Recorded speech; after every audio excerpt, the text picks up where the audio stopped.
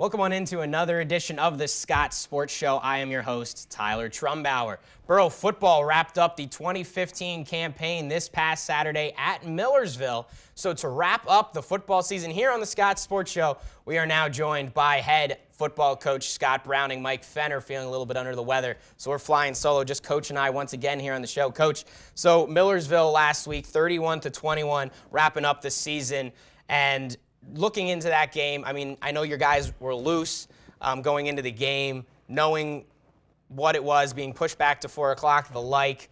Unfortunately, couldn't pull out the victory. Just what were your thoughts going into that game? Obviously, very winnable, but do you think Millersville's confidence really was a big key in that one, beating Cheney for their first win the week before? Yeah, I really believe that. They beat Cheney the week before, and they were playing at home. Senior day, they did a nice job with their senior day, introducing all the seniors, and there's no excuse. We just didn't play as well as I thought we could have and should have played. Millersville got on a little bit of a roll, probably from the Cheney victory, and they played well. So, right, hats off to them. Certainly, Jack Wallman in his second, not just start, but second career game in college football. Not as great as his first start, but of course, got to always mention just his second career game. What did you see from the true freshman quarterback? I thought that early on Jack struggled a little bit, but in the same breath, I would tell you that he did a lot of good things. I think we had 11 drop passes, and I didn't think our protection at times was up to snuff. And so you can't put it all on Jack. I think Jack did struggle a little bit, didn't play quite as well as he did the previous week, but in the same breath, I think Jack did some really nice things. I thought he threw some really good balls. He ended up, I think, 11 out of 33, and if you catch the 11 footballs that were dropped, that were all catchable, now he's 22 out of 33. And so that changes everything. Right, your defense only giving up 31 points, take away the 7 for the pick 6 and a little garbage time at the end. Aside from that, only 2 screen passes. The same play, essentially, from J.J. Page to Simero Moat, going the distance of the field, essentially. Other than those plays, I mean, obviously they were game changers. What are your thoughts on your defense and how they played on Saturday? Well, I thought they struggled at times early on as well. They had a hard time getting off the field. Third down was a tough situation for us, both offensively and defensively. And we've just, here again, I think, I don't know that we played as well as we were capable of playing in any 3 of the phases of the game. Certainly. So now the 7th winless season in school history, the first one since 1951. 11 weeks of football played, unfortunately not able to come out on the winning side of one contest. Looking back at it all, Coach, I know it's still raw, but what does it feel like to finish a season and just unable to still have you still have a goose egg in the win column? I'm still shocked. If you would have told me back in August, in fact, if you would have said it to anyone on our staff or any of our players that we were going to be winless, they'd been shocked to hear that. I mean, going into the season, I know we were going to be young, but I really thought that if we grew each week and improved, I thought that we could put together a winning season. And no question, it's very disappointing. Certainly, and I know you just gave out some end-of-the-season awards just the other day. Alex Caratelli, one of them to get those awards, really kind of came into his own, a transfer. I know you thought very highly of him when he came in from Robert Morris. What do you feel about his performance and really just how he progressed in this year as a Fighting Scot? Well, he's a complete package. When you start talking about football player, you talk about type of kid that he is. You talk about him academically. He's a complete package. He's got 2 more years here at Edinboro, and he's going to have a great career in the next 2 years. Another guy that got a special teams honor, Mitch Thomas, returned to kick 91 yards right after that pick 6 against Millersville. He has a interception return for a touchdown, a punt return for a touchdown, and then capped it off with a kickoff return for a touchdown. What are your thoughts on him? A young guy who hopefully can grow up in this program and just already a playmaker on the field. I think you've said it. I mean, he needs to continue to grow, needs to continue to mature, off the field as well as on the field. And he's a very talented young man, very talented. And we have 3 more years with him. Certainly, Coach. So now looking ahead for the program, knowing what happened this year, knowing what you got in the stable, in that locker room, what are your thoughts on the future of Borough football? I mean, you lose really 3 offensive linemen because Dom didn't play the last couple games. and on defense. So you lose 3 offensive linemen. I think we have some really good, potentially good offensive linemen, the young ones. And, so basically we're going to come back with this year's team next year, and we should be very productive on the field. And I think the schedule early on helps us a little bit. So it's going to be interesting. It's going to be fun. I think our all-season program is going to dictate a lot how much success we have next fall.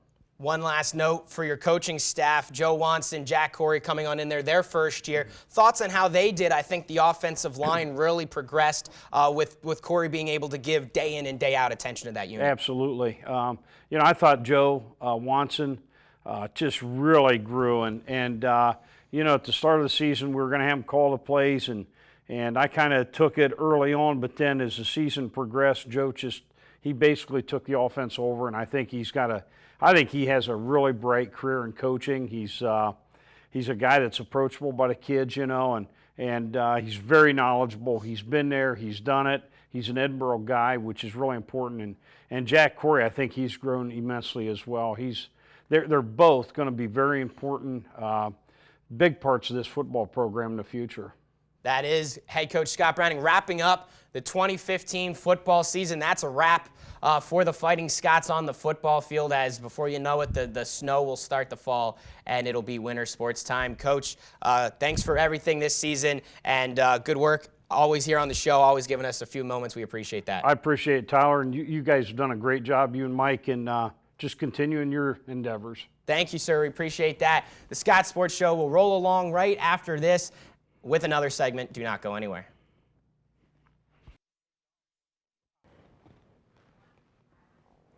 The Borough football team just wrapped up its 2015 season as we wrapped it up with head coach Scott Browning in the previous segment. A fall sports team for Edinboro that's still alive and still playing this season is the women's volleyball team. We're catching up with them now here on the Scott Sports Show as I'm joined to my immediate right by head women's volleyball coach Missy Soboleski, on the far side player Taylor Palowski, who's really coming to her own as the season has come along and really contributed to this Scott squad. Coach, it's been a little while since you've joined us on the show.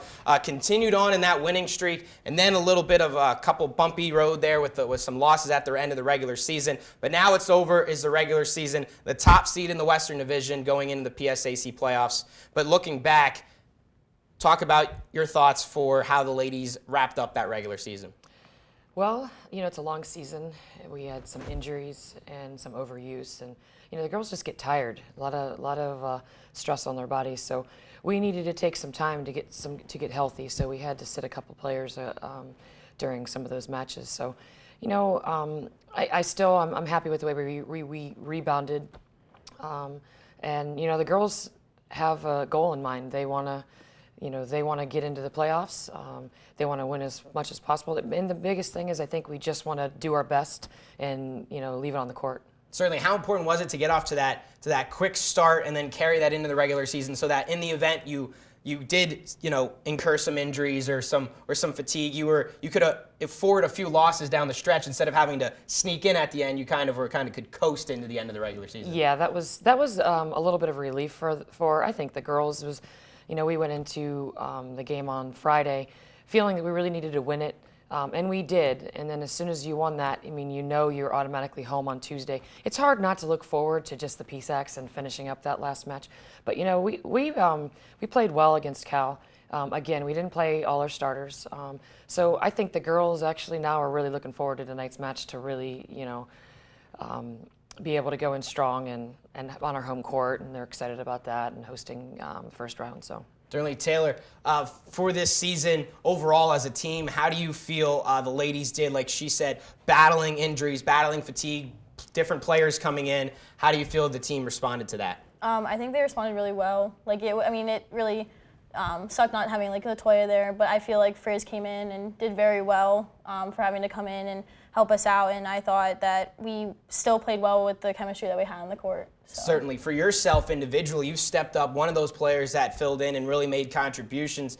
How do you feel you've done this season, kind of reflecting individually, helping Borough volleyball have one of the best regular seasons they've ever had? I think I've been doing a very, very good job. You have those ups and downs, those games that you struggle a little bit, but if I struggle, we have another player coming in, Aignee Durham, and she's doing a great job too. So we have a great bench if people do need to come in and help out with the team. But Certainly. I think we're doing really good. Coach Taylor brought up a great point. The depth on your squad is unbelievable. You have seniors and you have people that have previously started matches for you that you can call off the bench. How much of an asset is that to be such a deep squad, especially when you play so many matches in a given season?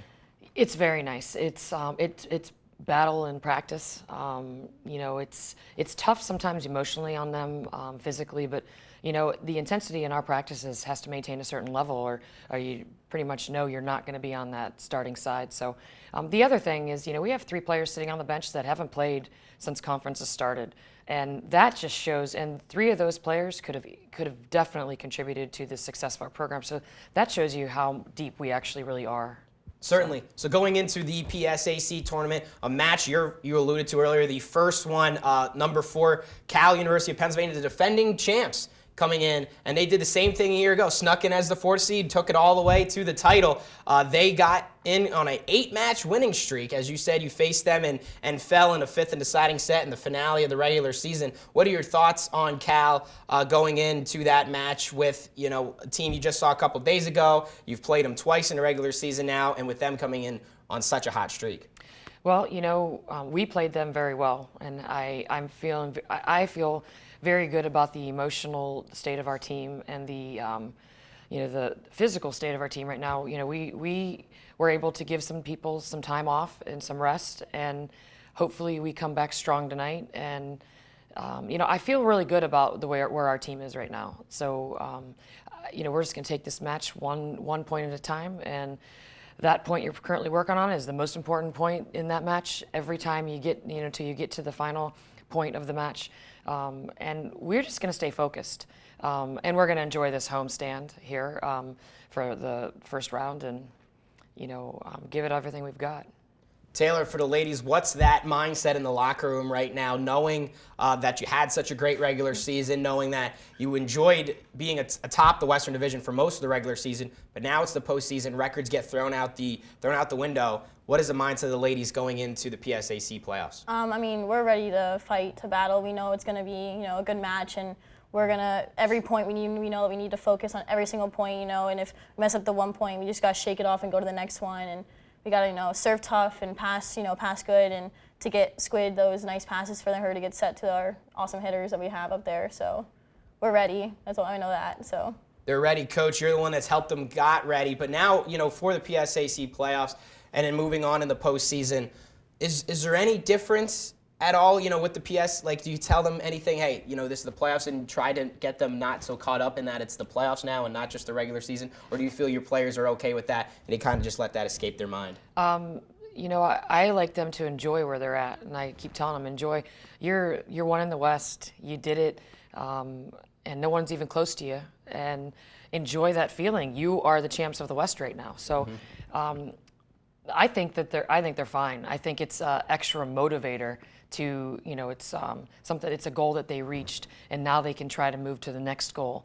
And I think it's a motivator for them.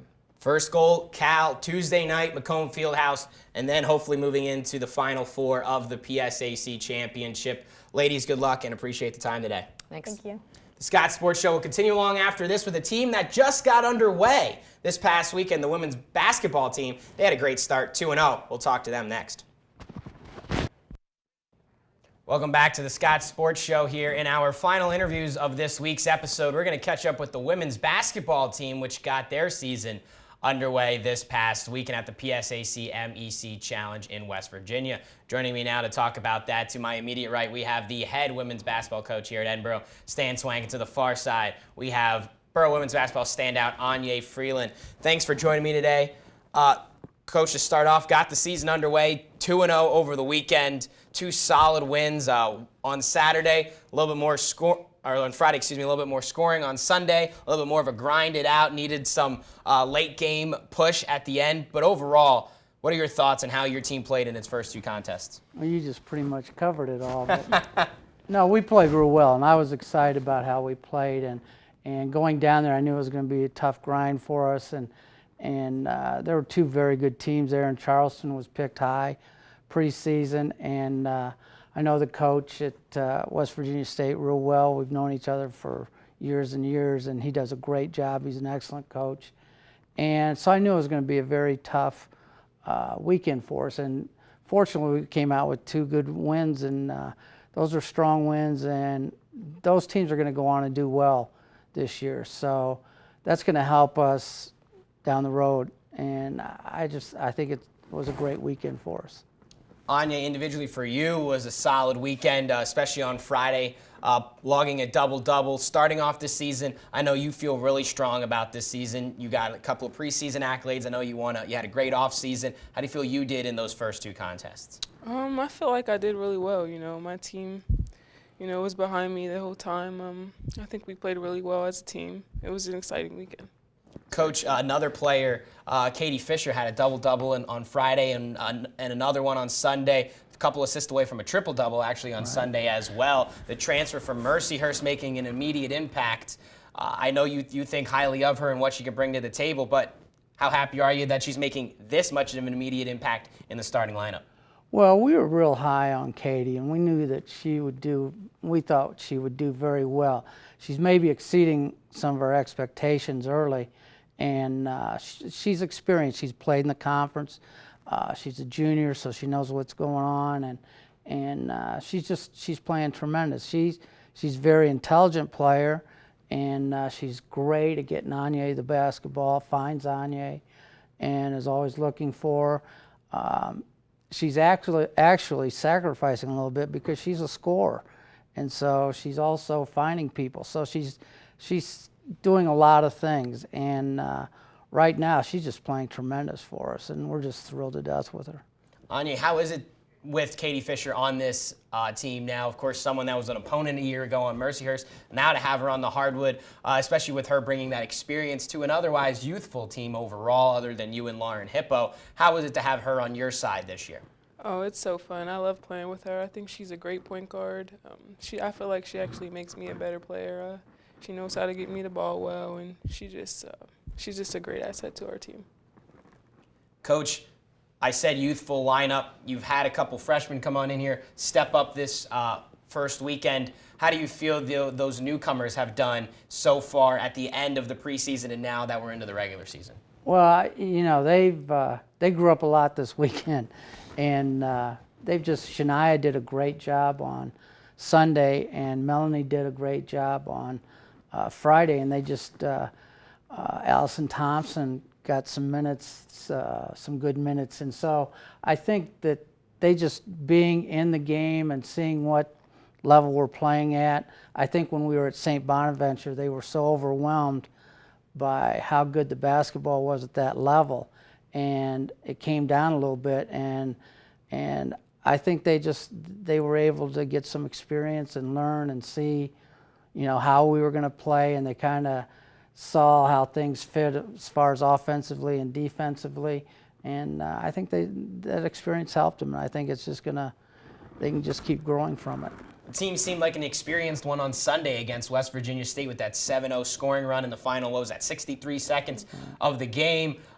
What is it like to see your team be able to persevere down the stretch and pull out a victory in a close, tight-knit game that one was, 55-51? Well, I think that's key for us, and I think it gives us a lot of confidence, and our players know that we can do things. I think what was kind of neat was that they saw some things that we were doing work. For example, a couple out-of-bounds plays that we ran worked, some offenses worked, some things that we had been working on. So I think they became believers and said, oh, man, this does work. And so I think that's very good from that standpoint. But I think overall gave them some confidence. I think one of the things that's really helped us is we had a really tough preseason, and I think now our players are starting to see the benefits of what they got out of that. Certainly. Aignee, for this team, those 2 non-conference games to at least get some games under your belt, but now you're going into the PSAC, a very tough conference overall, starting with Slippery Rock on Wednesday, then going in, already hosting some crossover games with Kutztown and Mansfield, teams you saw a year ago. What is the message, what is going to be your message as a leader to those younger players that this is their first time going up against some PSAC talent? I think they should look at it like a challenge, coming off a great weekend. I think that just sends the message that we're ready and, we're ready to take on any team in the PSAC. Coach, one kind of off the court but on the court note is the format change in games that maybe fans will see if they come out to Macomb Fieldhouse this year, going to the 4-quarter format in women's basketball. How is that? Has that affected the coaching style, the game? What are your thoughts on that little shakeup in the format? Well, it's whenever you change rules, you definitely change the game, and it's a different look and it's a different type game. There's some aspects of it that are very exciting. There's some that aren't so exciting, but it's 4 10-minute quarters now, and that changes the game. There's breaks in the game. It changes how you play the end of each quarter, as opposed to playing 20 minutes through with media timeouts. And I think one of the things that really stuck out to me this past weekend was it's like NBA at the end of the game, you can advance the ball to half court. And so there were a couple times in our situations late in the game where we advanced the ball to half court. And it's just a whole different look with that towards the end of the game. Plus the other thing is that in the women's game there's no 1-and-1 free throws. It's all 2 fouls after the 5th foul. So that's a little different also. So the changes are different. It's just something that we have to adapt to, and there were some good things that came out of that, though. Certainly a new look women's basketball team, mixing the young with the experience, playing a new look game on the court for 10-minute quarters and some other nuances within those contests. Coach Aignee, I appreciate the time, and good luck as the season goes along, and we'll be in touch, of course. Thanks. Great to be here. The Scots Sports Show will continue after this as we'll wrap things up with the Scots of the Week and the upcoming schedule right after this.